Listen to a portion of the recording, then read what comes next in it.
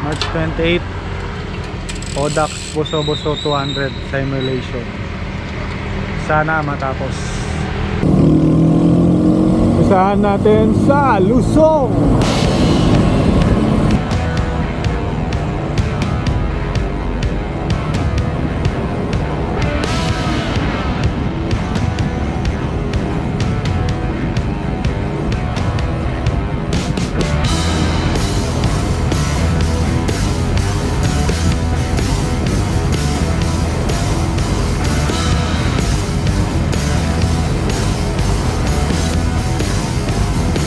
Dito tayo sa climb number 1. Ang Odax Boso-Boso 200 merong total na 19 climbs. So ito yung pang number 1 nya. 600 meters lang naman to. Kulang 600. Tapos average gradient na sa 10%. Umalis kami sa Boso-Boso kanina mga 5:58. Start na ng climb number 2. Nasa 5.6 kilometers din siya. Nasa 5% lang naman yung average ko.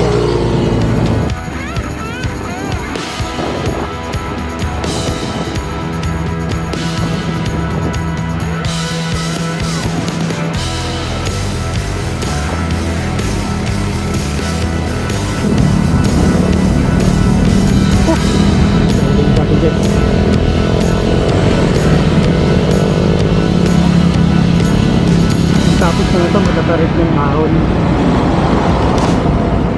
Nakababad siya 10%.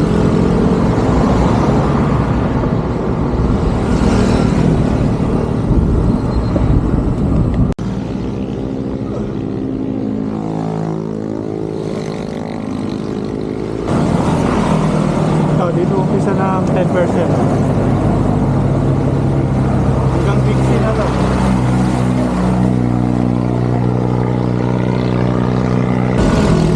Approaching Bixi. Dito mahaba-haba na yung lusong. So kung confident ka sa lusong mo, makakabawi ka sa oras na inahon mo. Pero ingat-ingat lang kasi sharp curve yung mga lusong dito, tsaka matatarik. So check nyo yung brake nyo.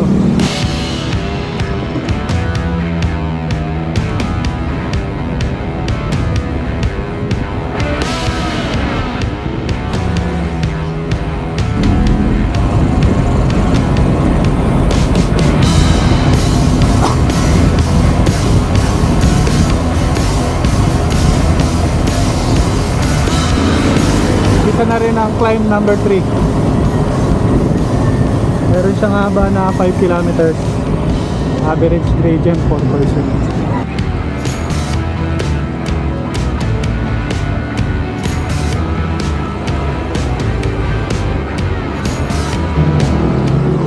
So approaching tayo sa matarik na ahon.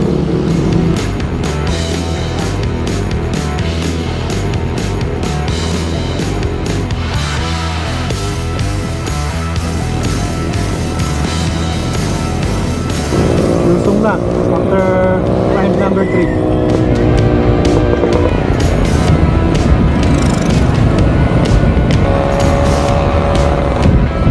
Sierra Madre Hotel.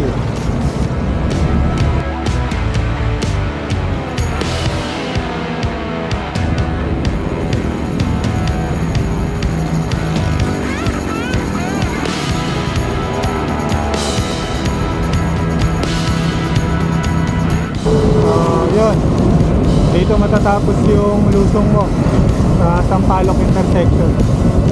Dediretso yan, dediretso tayo dyan mamaya pagka tapos natin kumain. So yung nilusong mo kanina, yung din yung aahunin mo pabalik. So good luck. Kaka take off lang natin. Tagal na namin dun.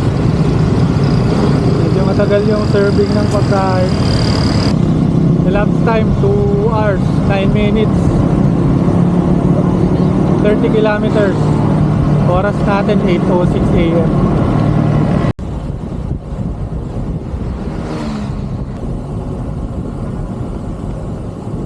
Sa part na to, pagpasok nyo nung intersection Sampaloc, yung crossing doon, hili siya. So ito yung mga ahunin natin mamaya pabalik.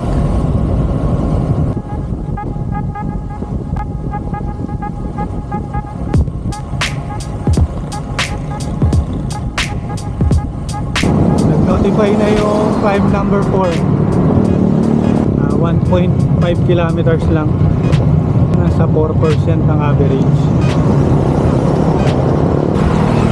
Climb number 5, 680 meters lang, maikli lang,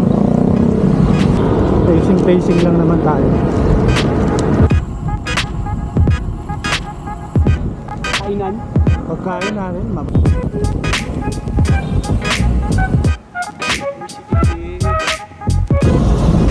start na ng climb number 7. Okay.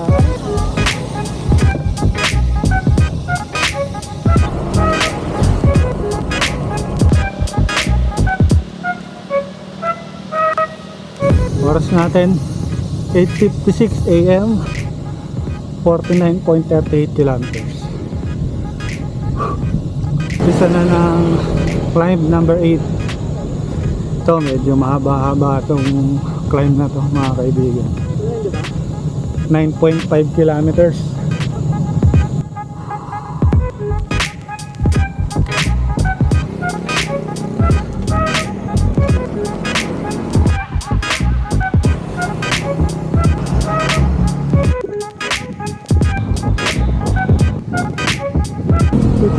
Kilometers. Oras natin 9:29 AM. So naka 3:32.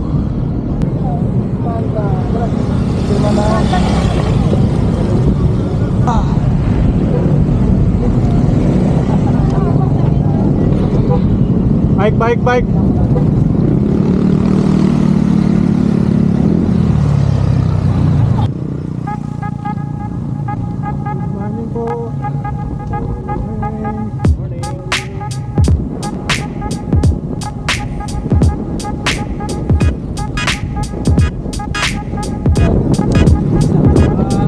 Jariel Stick 9:43 AM. After netong Jariel Stick, mahabang lusong na.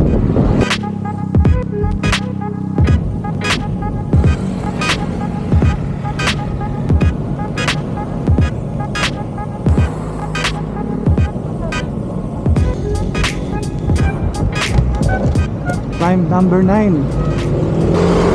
Sa 3.50 kilometers. Average gradient niya 6. So medyo mataas to.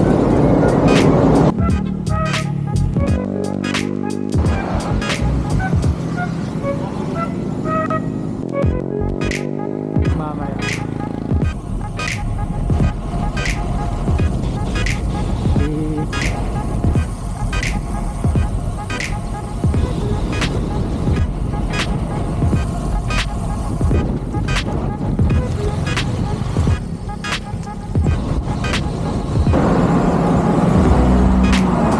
Climb number 10, meron siyang 690 meters. Average niya 5%.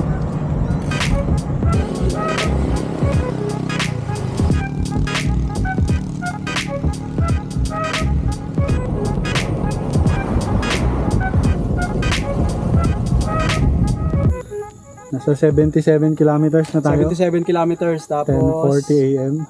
10:40 AM, elevation 1571 sa akin eh. 1631. 16:30. Tapos elapsed time 4 hours 42. Pwede. Huwebes Santo, yung iba nagbabakasyon na. Yung iba nagbibisita iglesia, tayo penitensya sa bike. Nagagagawa natin. Nagagagawa natin sa buhay. Ganyan tayo ka-dedicated. Dedicated magpakahirap, no? Di ba? Odax Cavite. Oo. Pero ang ensayo natin, Odax Buso-Buso. Ito lang, malapit sa atin eh. Lusong na tayo mga kaibigan. Ito ay, alam ko, nasa 20 plus kilometers to eh.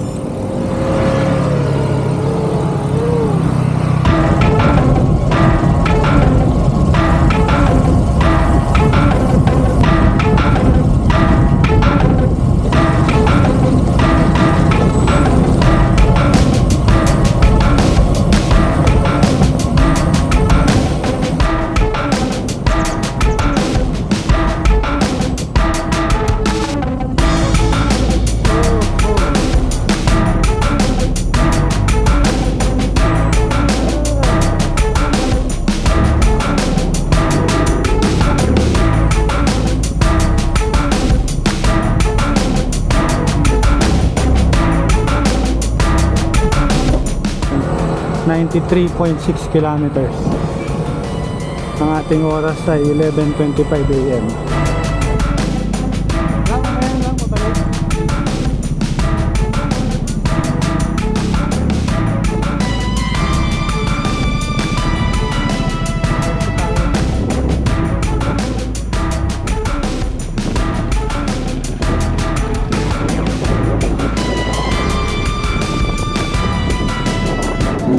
Saan na yung barcode nyo? Discard ko. 101 kilometers, 11:45 AM. Parang init niya 33 no? Bilis nyo sir, pang mga 20 siguro kayo. Ay, dalawa lang nauna eh. Dalawa pa lang na salubong natin. Meron kayo, ano? Bilis tayo, 5 hours 47.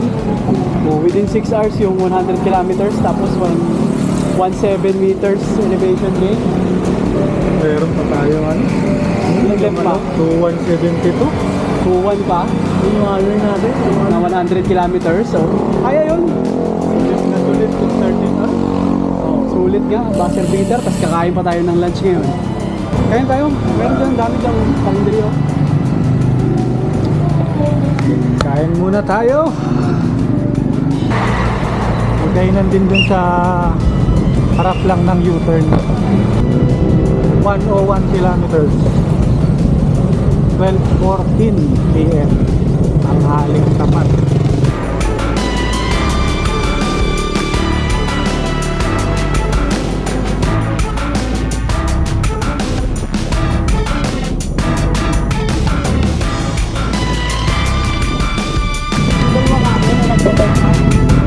Kahapon, Pusang tayo ng ahon.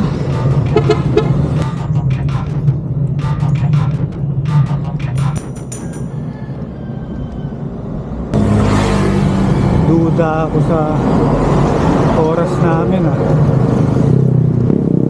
12:43 PM, 111 kilometers. Pero meron pang ano 2,000 elevation. Ganun kahirap yung pabalik.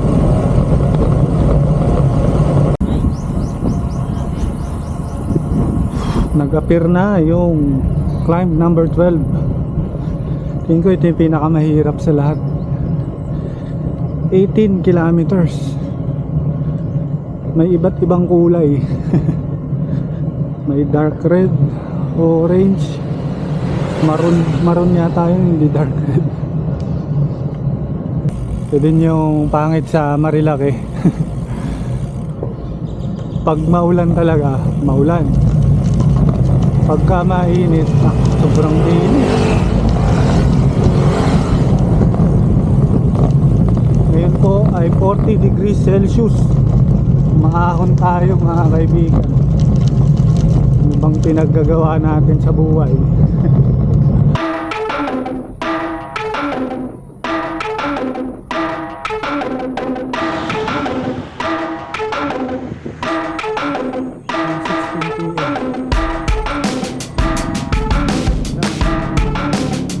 Pahinga number 2. Wala, sobrang init mga kaibigan.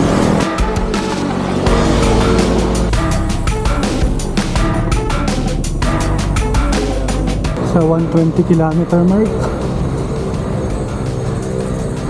Sigurado na ako.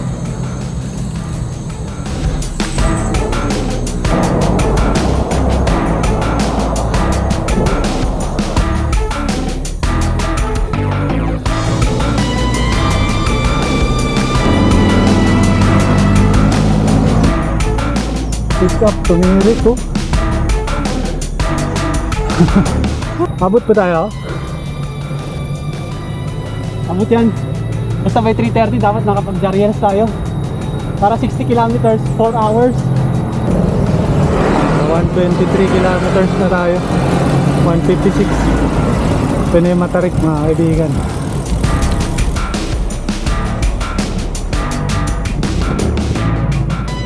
We meet again my friend. Side shape.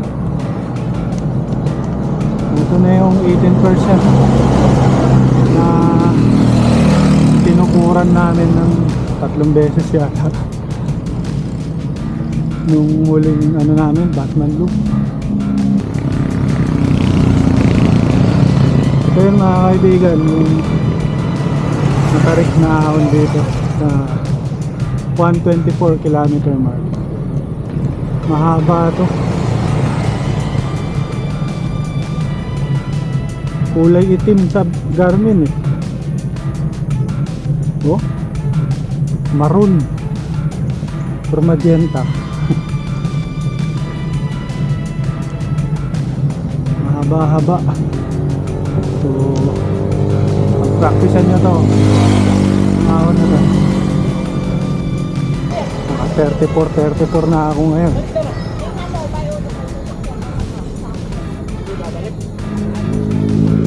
Yung nakaraan 30 lang ako. Saan nang tumukod. Ito yung mga tarig oh. Ito yung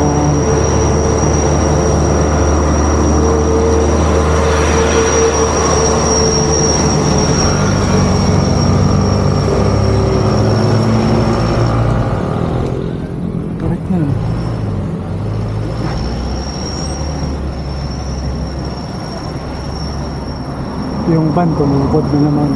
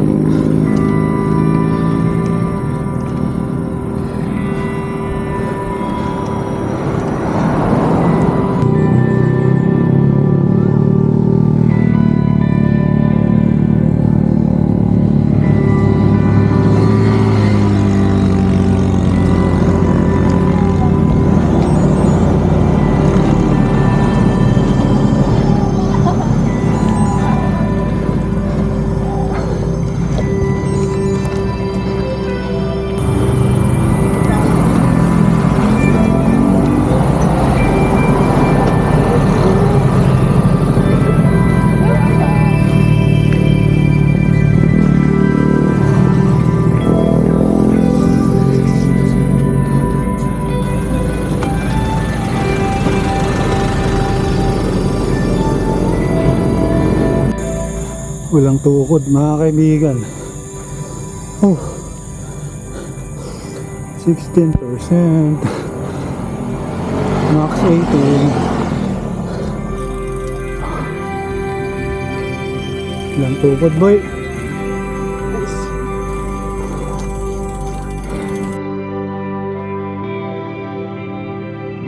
DNF mga kaibigan. Ang rason mo?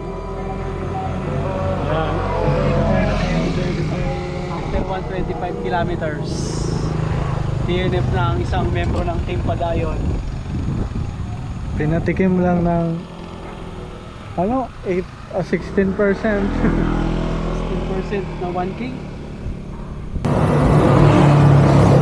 126.6 2:43 PM. Abot na ba kami? Pero si David lang, hindi na umabot. DNF. Pinulikat na siya. Struggling. Malapit na matapos, mga kaibigan, yung ahon.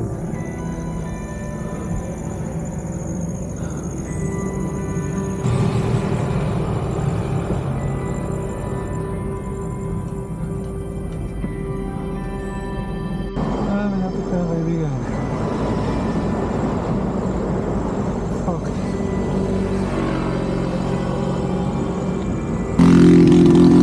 We conquered that fucking climb, mga kaibigan. Shit. 18 kilometers.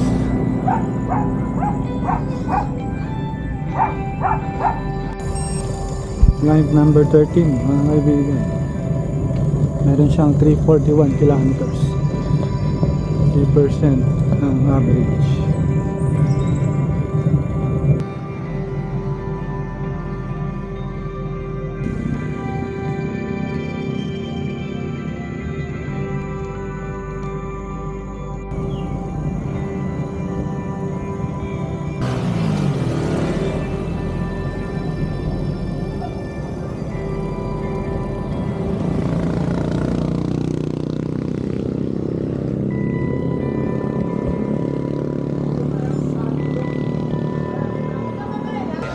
Unfortunately, hindi natapos yung ride.